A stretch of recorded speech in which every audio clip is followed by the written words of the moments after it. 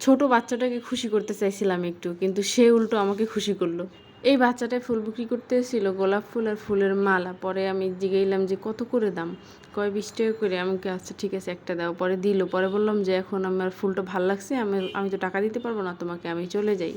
না, কোনোভাবেই সে রাজি হইল না। পরে ঠিক আছে কি আর করার। পরে বললাম তুমি কিছু খেতে চাও? পরে বললেন না আমি কিছুই খাবো না। আমি বলছি কিছু খাইলে খাইতে পারো, আপু তোমাকে কিনে দিবে, তোমার মালা দেওয়ার দরকার নাই। পরে সে খুশি হয়ে রাজি হয়ে গেছে। সে ভাবছিল হয়তো আমি মালা নিয়েই নিব টাকা দেয়া ছাড়া, এজন্য সে মানে কোনো কিছুতেই রাজি হচ্ছিল না।